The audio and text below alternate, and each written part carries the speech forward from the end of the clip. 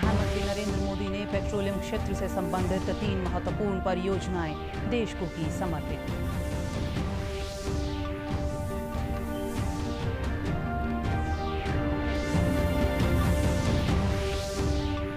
प्रदेश की online registry प्रणाली की देश भर में हो रही है चर्चा। उप मुख्यमंत्री दुष्यंत चौटाला बोले, तेलंगाना समेत कई राज्य कर रहे प्रदेश का अनुसरण।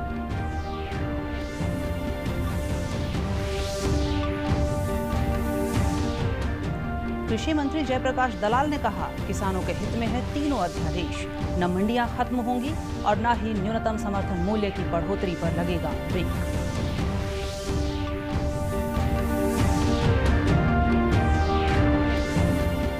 और डेंगू मरीजों के लिए निःशुल्क सिंगल डोनर प्लेटलेट्स की पहल करने वाला उत्तरी क्षेत्र का पहला राज्य बना हरियाणा। नमस्कार, मैं रूपा महलावत। अब समाचार विस्तार से। प्रधानमंत्री नरेंद्र मोदी ने आज बिहार में पेट्रोलियम क्षेत्र से संबंधित 3 महत्वपूर्ण परियोजनाएं वीडियो कॉन्फ्रेंस के जरिए राष्ट्र को समर्पित की। प्रधानमंत्री ने पारादीप हल्दिया दुर्गापुर गैस पाइपलाइन संवर्धन परियोजना का लोकार्पण किया। 193 किलोमीटर लंबा Durgapur Banka section Paradip Haldia Durgapur gas pipeline विस्तार परियोजना का हिस्सा है, जिसकी आधारशिला पिछले साल 17 फरवरी को प्रधानमंत्री ने ही रखी थी। इसके साथ ही पीएम ने पूर्वी चंपारण और बांका में रसोई गैस भरने वाले 2 संयंत्रों को भी राष्ट्र को समर्पित किया। इस अवसर पर प्रधानमंत्री ने कहा कि कुछ वर्ष पहले जब बिहार के लिए विशेष पैकेज की घोषणा की गई थी, तो उसमें बहुत फोकस राज्य के इंफ्रास्ट्रक्चर पर था।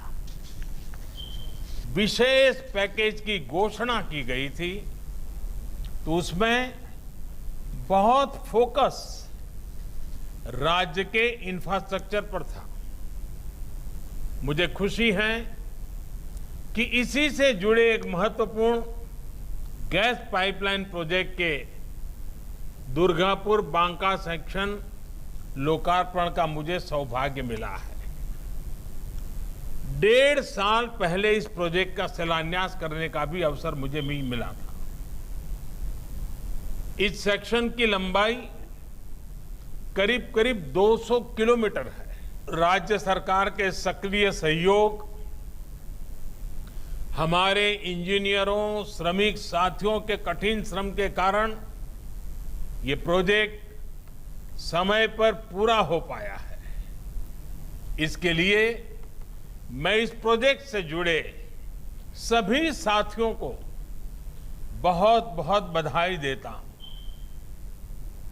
प्रदेश के उप मुख्यमंत्री दुष्यंत चौटाला ने कहा कि राज्य सरकार जमीनों की रजिस्ट्री के मामले में ऐसा मॉडल स्थापित करेगी जो कि नागरिकों के लिए परेशानी मुक्त व पारदर्शी हो।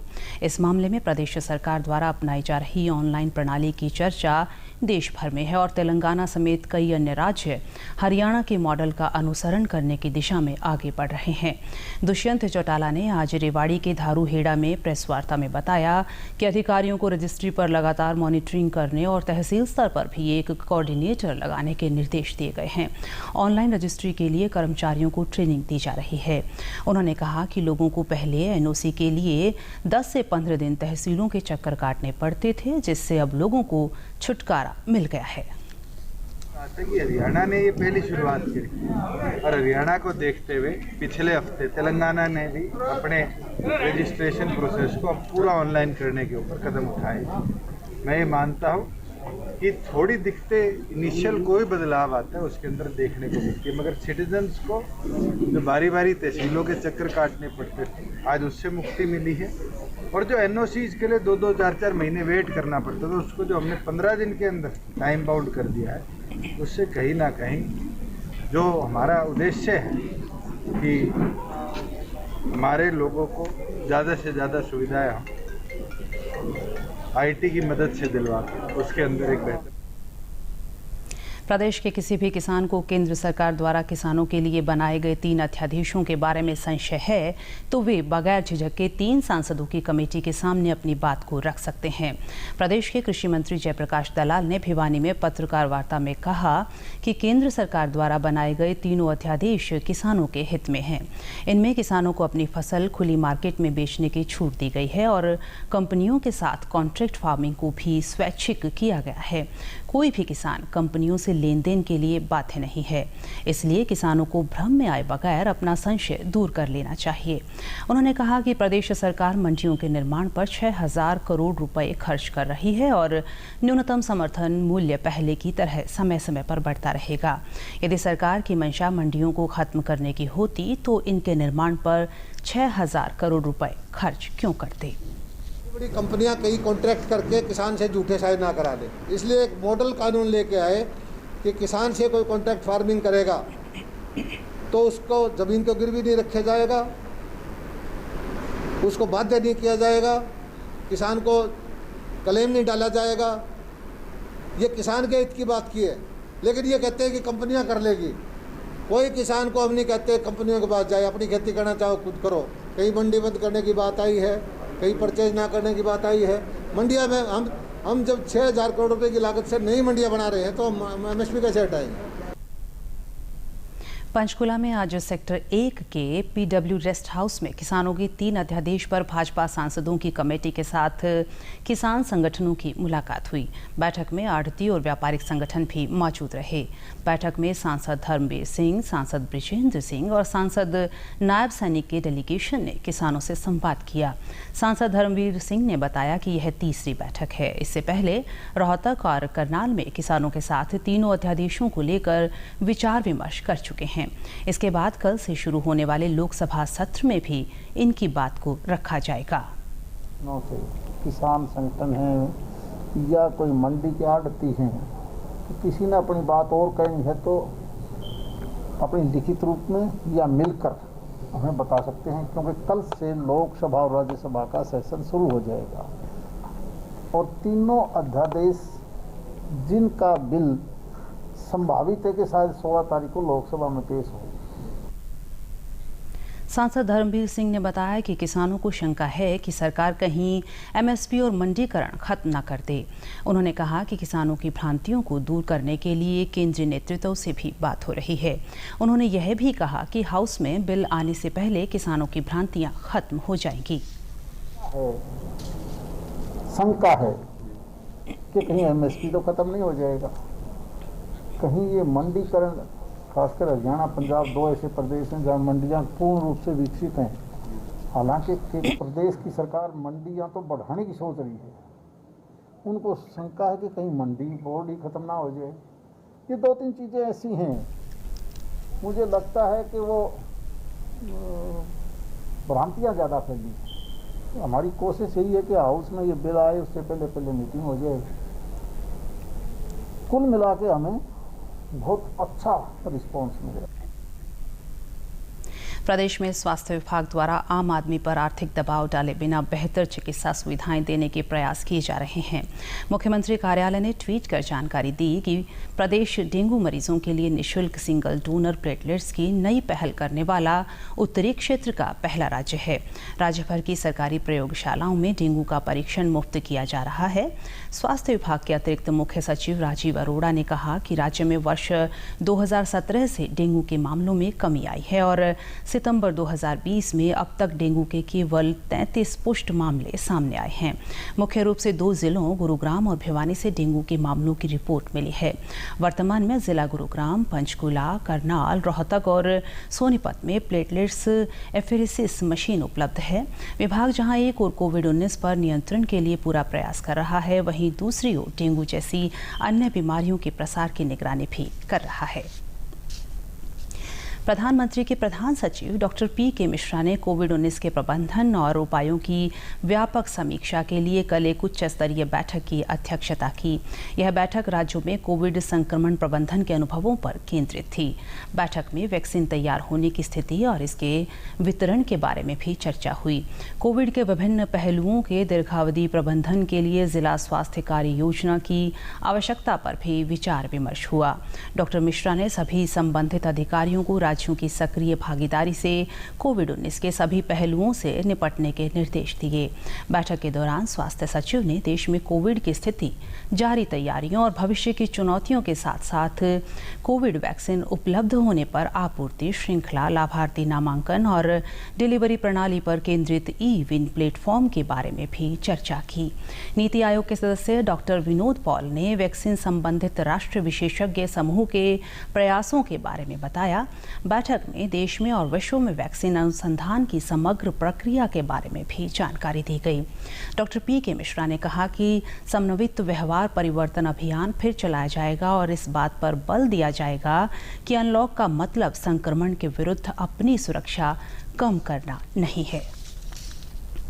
प्रदेश से जुड़ी खबरों को विस्तार से जानने के लिए आप हमारे साथ फेसबुक, ट्विटर और यूट्यूब के माध्यम से भी जुड़ सकते हैं। हमसे जुड़ने के लिए आप हमारे सोशल मीडिया हैंडल को फॉलो कर सकते हैं।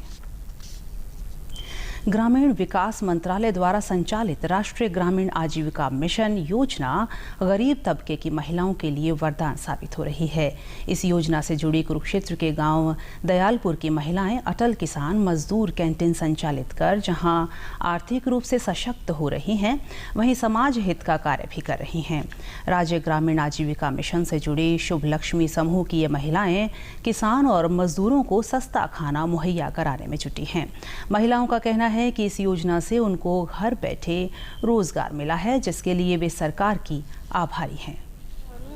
पहले हम गांव में अपना कार्य करते थे और लॉकडाउन में भी, और लॉकडाउन के बाद ये कार्य मिला, हमें बहुत आभारी है आजीविका हरियाणा सरकार का।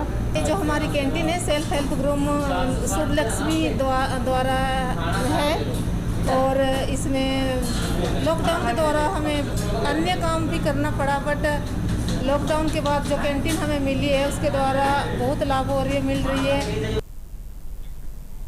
जिला कार्यक्रम अधिकारी तरसेम कुमार राणा का कहना है कि राज्य ग्रामीण आजीविका मिशन के अंतर्गत जिले में 1295 स्वयं सहायता समूह चल रहे हैं, जिनसे जुड़कर महिलाएं स्वावलंबी बन रही हैं। कैंटीन में इतना अच्छा खाना बन रहा है और जो कि गरीब मजदूरों के लिए और गरीब किसानों के लिए कैंटीन में जो अनाज मंडी में खाना पहले नहीं मिलता था, दर दर भटकते थे, अब वो कैंटीन में ही खाना उनको मिलने लग गया है।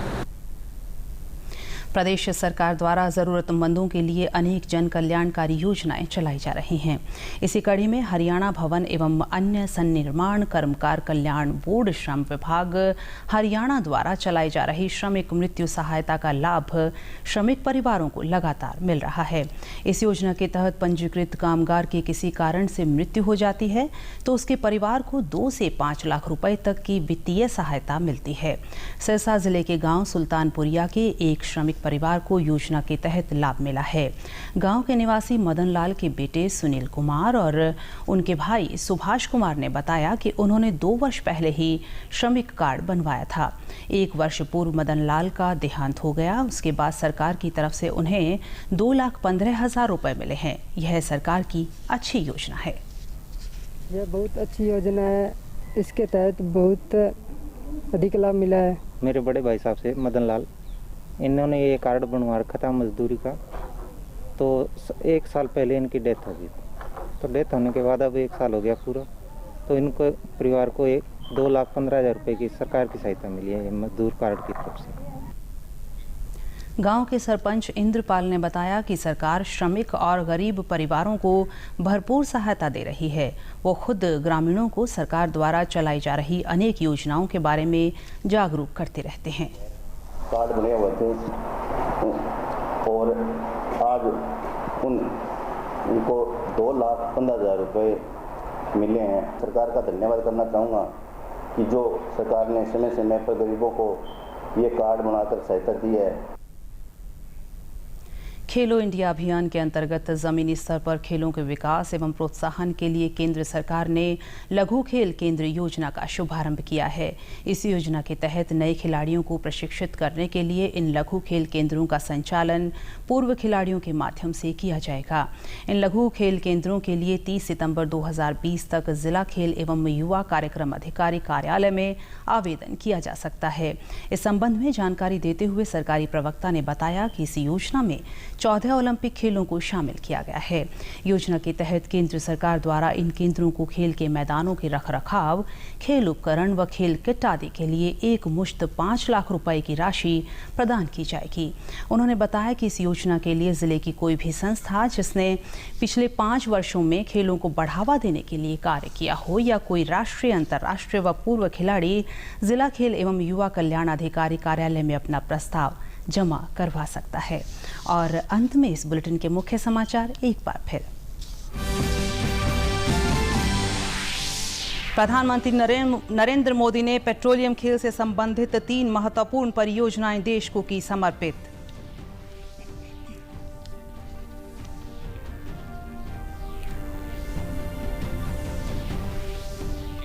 प्रदेश की ऑनलाइन रजिस्ट्री प्रणाली की देश भर में हो रही है चर्चा। उप मुख्यमंत्री दुष्यंत चौटाला बोले, तेलंगाना समेत कई राज्य कर रहे प्रदेश का अनुसरण।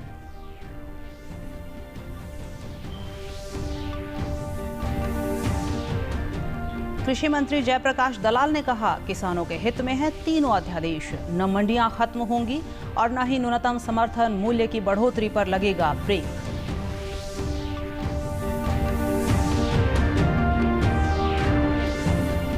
और डेंगू मरीजों के लिए निःशुल्क सिंगल डोनर प्लेटलेट्स की पहल करने वाला उत्तरी क्षेत्र का पहला राज्य बना हरियाणा। समाचारों में आज इतना ही। नमस्कार।